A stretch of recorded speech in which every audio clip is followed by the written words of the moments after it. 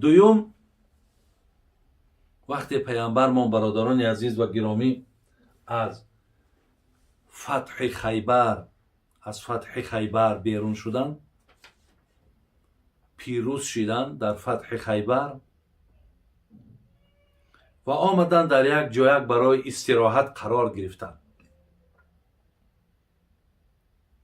نفر برادر از به نام زینب بنت حارث، این زن که زن سلام ابن مشکم بود، میگه یک گوسفندی را تا آمدن پیامبر میگه ذبح کرد و او را زهرآلود کرد. حتی میگه اطراف پیامبر را پرسید که پیامبرمان کدام موضع گوسفند بیشتر دوست می‌دارد؟ گفتن حضرت بیشتر دست گوسفند دوست می‌دارد. همون دست با بیشتر زهرآلود کرد. وقتی که گوسفند پخته شد، گوسفند آوردن، پیامبرمان به خوردن شروع کرد و حضرت وقتی یک ناله را گرفتن در دهانشان گذاشتن. زمانی که در دهانش گذاشت، حضرت چی گفت؟ گفت این هذا العظم لا یخبرونی انه مسموم. گفت مردم باز بسین، گفت نخرین. گفت زیرا گفت همین گوشتی که در دهان من هست مرا خبر داده است که ای محمد نخور که من زهرآلودم. این معجزه پیامبر ما بود که گوشت خودش با پیامبر آگاه کرد که حضرت مرا فرو نبر که من زهرآلودم. حضرت میگه از دهنش گرفتن بیرون پرتافتن. بعدن میگه زینب فریاد کردن، دختر حارثه، زن سلام ابن مشکمه. گفتن چرا این کار را کردی؟ میگه زینب گفت که من این کار را برای سنجش کردم. اگر گفتم تو پادشاه باشی، ما مقصد از پادشاهی تو خلاص میشیم، یعنی تو کشته میشه. لیکن اگر پیامبر باشی، الحال مقصد آگاهی پیدا میکنی که یعنی این گوشت زهرآلود است. اکنون من فهمیدم که یعنی تو پیغمبر هستی. از بس که برادر عزیز در اینجا نفر به نام بشر ابن برا از این گوشت کم خورد، زهرآلود که بود، از این گوشت که کشته شد، یعنی مرد گوییم بعد خوردن این گوشت، پیامبر در عوض قتل این بشر ابن برا رضی الله عنه حکم کرد که زینب کشته شود. و الا اگر نفر نمیمرد، پیامبرمان امر به کشتنش نمیکردند. یعنی این هم یکی از معجزه های بود برادرای عزیز از پیامبرمان که گوشت خبر داد که من زهرآلودم. معجزه سیوم میگه حضرت انس میگه رضی الله عنه میگه که خب پیامبرمون میگه با همراهی حضرت بلال در جنت البقیع بودن، در بگیم قبرستانی که در قریبی روضه پیامبرمون هست که حضرت بیشتری وقت میرفت در حق جمیع آن نفرهایی که اونجا گورانده شده بودن حضرت دعا میکرد. میگه وقتی که با همراهی بلال قبرستان رفتن، میگه پیامبرمون به طرف بلال گفت داد و فریادم میشنوی؟ گفت نه نمیشنوم. گفت از داخل قبرها داد و فریاد آمده است، از داخل قبرها صداهای بلند آمده استند. میگم بلال گفت این چی صداها هستند؟ گفت اونها را در قبر عذاب داده استند. اینها نفرهای انگو که در دنیا مادام مبتلای معصیت شدن، گناه شدن، الله مهربان اینها را گو عذاب داده است. دیگر معجزه پیامبرمون همین بود که برادرای عزیز وای داخل قبر همه دید، داخل قبر همه دید که در داخل قبر مقصد کی خوابیده است و او را برای چه عذاب میتیان. حضرت راحت و عذاب داخل قبر میدید. از این لحاظ با بلال گفت که اهل قبرستان گفت عذاب دادستند، صدا و آوازشان گفت به نهایت بلند گفت برآمده ایستاده است. اینم از معجزه های برادر عزیز پیامبر نازنین ما بودن. ولی من در این باره گپ زدم که پیامبر از داخل قبر آگاهی داشتن. یک حدیث در اینجا از حدیث امام بخاری و امام مسلم در ذهنم آمد، من گفتم موضوع گفتنش است برای شما گویم. راوی حدیث حضرت عبدالله ابن عباس است. ببینید پیامبر نازنین چی میگد؟ میگد که خب حضرت عبدالله ابن عباس میگد که ان رسول الله صلی الله علیه وسلم مر بقبرین و پیش دو قبر گذشت. میگه حضرت فقال انهما يعذبان و ما يعذبان فی کبیر بلا انه کبیر. میگه پیامبر من گفت که این دو نفر در درون قبر گفت عذاب داده شده ایستادن. ببینید این دو نفر گفت الله در درون قبر عذاب دادستند. انا اما احدهما کان یمشی بالنمیمه و اما الاخر فکان لا یستطیر من بوله. گفت این دو نفر گفت دو گناه داشتن که گناهاشون گمان میکردن که گناهی نه چندان کلانی است، ولی پیامبر گفت این گناه های کلانی هست که به سبب این شما در قبر عذاب داده میشین. بعد پیامبر ما گفت این یکیش گفت در دنیا سخنچین بود. ببینید یکیش برادر عزیز در دنیا سخنچین بود، سخنبر بود و دویمش گفت نفری بود که در پاک کردن بولش به اهمیت بود. برادرای عزیز و خواهران مادر عزیز، از این دو گناهی که دو نفر در قبر عذاب داده می شدن، یکی ببین سخنچین یا سخنبر، دیگری از پیشاب خودش احتیاط نمیکرد. مقصد پیشاب میکرد در حال مقصد همون بروکش میپوشید، دیگر خودش نمیتکید، خودش مقصد تازه نمیکرد یا خودش خشک نمیکرد و بعدا یگان از همون پیشابش در همون پوشیدهش چیزی باشد وقتی میچکید به سبب همون گفت عذاب این بنده گفت از همون حسابه. ولی ما حدیث های دیگر داریم که اکثر عذاب قبر از حساب پیشاب کردنه، از حساب پیشابی که در لباساتون میچکه. در اینجا حدیث های من آوردم از حدیث بخاری و مسلم داریم. حضرت حذیفه روایت میکند، میگه لا یدخل الجنه نمام. پیامبر گفتن کسی اگر همین عادت سخنچینی و سخنبری دارد اینها داخل جنت نمیشوند. حدیث دیگر داریم حضرت عبدالله ابن مسعود روایت میکند، لیکن امام مسلم در صحیح خودش میارد. میگه الا انبئکم مل ازهو، آیا بگم تون که گزیدن چی است؟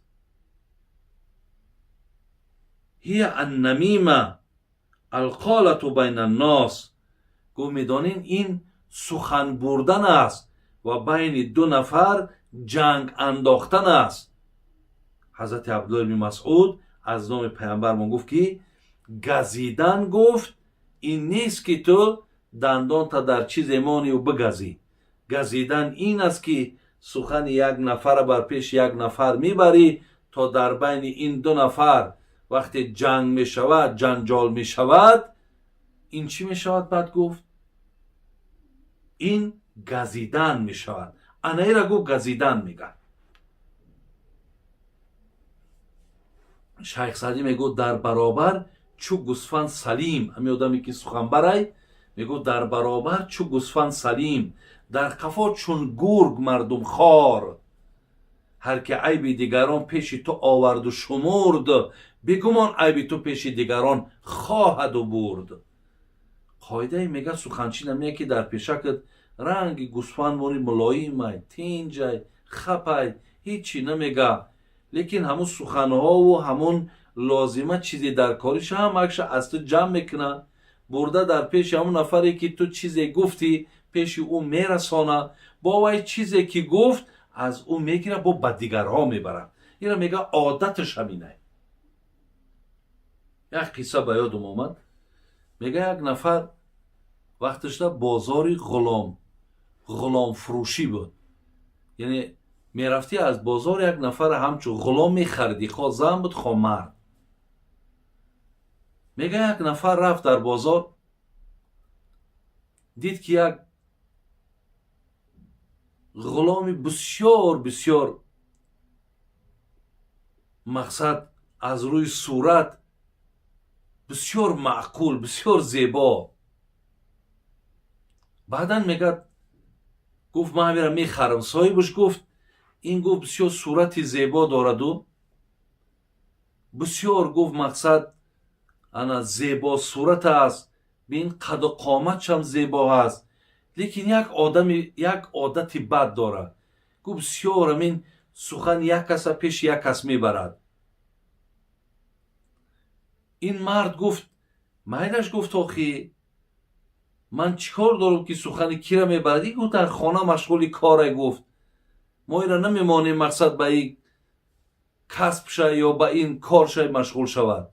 خلاص غلام خرید آورد به خانه. وقتی به خانه را آوردش یک چند روز در خانه همین مردک خدمت کرد و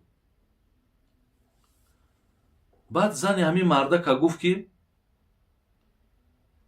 میدانی که مردک نیتی زنگیری داره؟ گفت نه نمیدانم. گفت نیتی زن گرفتن داره. اگر خواهی من علم جادو دارم، من یک کارش میکنم که از همین اراده و از همین نیتش پس میگردانم. دیگر این زنه که خاندار گفت بسیار خوب میشوه، خیلی همین کار بکن. گفت برای این کار یک کار دیگر در کار. گفت چی کار؟ گفت از همون ریشی گفت شوهرت یک چند دانه برای من در کاره. ای گفت میلش من همین شب گفت این کار بود میکنم.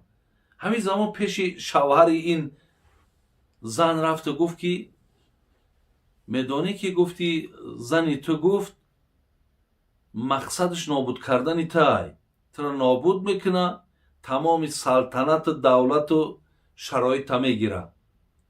گفت یک جا فهمیدی؟ گفت الحال ما همراهش بودیم، امشب گفت در دستش گفت کاردی را میگیره یا قیچی را میگیرد، میآید تو را برای نابود کردن. خودت به خواب بداز. گفت بعد میبینی. مردک همچنان هم کرد. میگه چه به خواب داخت؟ اکو زن باید بیاد یک چند دانه تاری موی همین ریش همین را گیرد. وقتی که با همو قیچیش نزدیک شد، این مردک میگه در حال چشمش کشاد و آنچه که همو غلام سخنچین گفته بود همش اثبات خودش یافت. در حال با همو کاردی آوردگیش میگه زد، میگه زنش نابود کرد.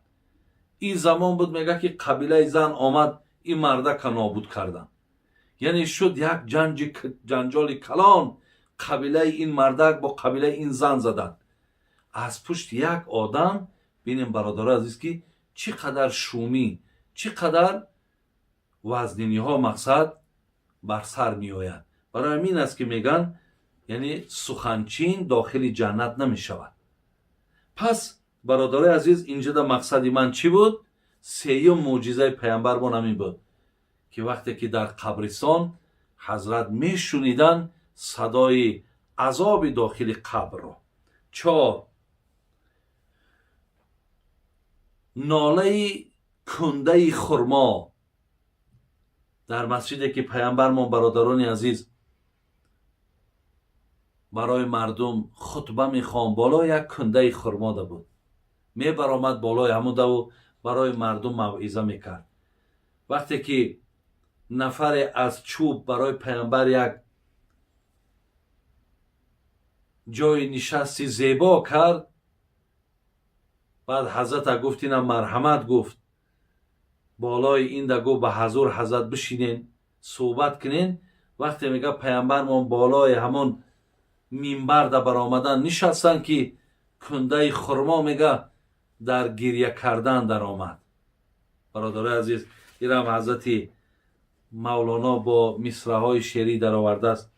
استونی حنانه از هجری رسول، ناله میزد همچو ارباب عقول.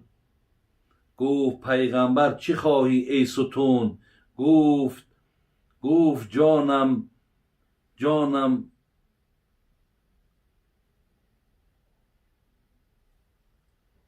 گفت جانم از فراقت گشت خون. مسندی من بودی از من تاختی، بر سر منبر تو مسند ساختی. گفت میخواهی تو را نخل کنند، شرقی و غربی زیتون میوه چینند. یا در آن عالم تو را سروی کند، تا تر و تازه بمانی تا ابد. برادران عزیز، میگه وقتی ستون در گریه آمد، ستون ناله کرد رنگ کودک، حضرت میگه از بالای منبر پایان آمد و دستش در بالای همین کنده گذاشت. گو خاموش باش. برادرها، صاحب کتاب میگه که اگر پیامبر دستش در بالای کنده نمیگذاشت و نمیگفت که خاموش باش، تا روز قیامت همین کنده از فراق پیغمبر، از جدا شدن پیغمبر که پای مبارک در بالای من بود تو برای خودت منبر ساختی، تا روز قیامت گریه میکرد. این دیگر معجزه پیغمبر بود. حضرت جلال الدین رومی میگه رسول را استونی حنانه بشناخت، ابو جهل آدمی و دشمنی ساخت. بین میگه یک چوب پیامبر شناخت و ابو جهل آدم بود نشناختش. این دیگرش بود. پنجم معجزش پیامبر مونه میگه بالای کوی احد بود. همین زمان بود میگه که زمین جنبید. حضرت همراه ابوبکر بود، حضرت عمر بود، حضرت عثمان رضوان الله تعالی علیهم اجمعین. میگه وقتی زمین جنبید گفت اوس بود یا احد؟ ای کوی احد آرام باش گفت، ساکت شو گفت، زیرا در بالای تو یک پیغمبر و یک صدیق و 2 شهید ایستادگیه. این از معجزه بود. بین نبی خودش بود، صدیق ابوبکر بود، 2 شهید این عمر بود و عثمان بود که علاکه شهادت چانه پیشتر پیامبر علاکه به گوشان رسانید. معجزه دیگر برادر عزیز، ششم معجزش این همان معراجه که حضرت در یک شب که در سوره اسراء ما و شما میخونیم سبحان الذی اسری بعبده لیلا من المسجد الحرام الى المسجد الاقصی. در یک شب برادر عزیز تصور کنید که از مکه به بیت المقدس، ای بیت المقدس مقصد به آن جایی که الله مهربان بود که آنجا را بجز الله هیچ کس نمیداند، زیرا الله ما منزه از مکان است و بالا رفتن پیامبرمان این از مقام و مرتبه الله است. و در یک شب بین چندین آسمان ها را میگذرد، چندین پیامبرها قطعی ملاقات میکند، سیر جنت میکند، سیر دوزخ میکند، بعدا بر میگردد میآید تا حال جاگه خوابش همون خیلی گرم ایستادگی است. این دیگر معجزه پیامبرمون بود. ششم معجزش بود. هفتم معجزش برادران عزیز میگه وقتی پیامبرمون هجرت کردن، در وقتی هجرت کردنش برادران عزیز در غار ثور وقتی داخل شد با ابوبکر صدیق، یک پادبان میگه در آمدن پیامبرمون با همراه ابوبکر صدیق دید. وقتی که در اونجا اعلان کردن که کسی محمد را دیده باشد ما برای او مکافات پولی میتیم، زیرا که از پشت او تمام مشرکا آمده بودند تا او را یابند و او را جزاش تیند. پادبان میگه در حال به مکه آمد. در همون شتابی که بگیم همش جمع شدگی بودن، منتظر بودن، زیرا آدما را در هر طرف پرتافته بودن کی محمد را میارن. وقتی این پادبان خواست که در آمده و از جای پنهان شدگی پیامبر گپ زند، زمان میدراید دیگه زبانش گنگ میشود، چیزی گفتن نمیتواند. وقتی به او میپرسنش چی میخوای بگوی، اینقدر مقصد اشاره میکند که زبان کشاده نمیشود. وقتی بیرون میبرد پیش مالاش میاد با زبانش کشاده میشود. اینم از معجزه های پیامبرمون بود. معجزه دیگرش برادر عزیز وقتی همون غار در آمد، شما از قصه ها آگاهی دارین که در حال بالای او غار تارتنک تارهاش کشید، کبوتر تخمهاش گذاشت و بالای او خواب کرد. هر نفری که میدید عقل آدم نمیگیرد که چه خیل اینها در اینجا در آمدن زمانی که یگان تارتنک کنده نشده است یا کبوتر بالای تخمش نشستگی است. اینم از معجزه‌های پیامبرمان بود.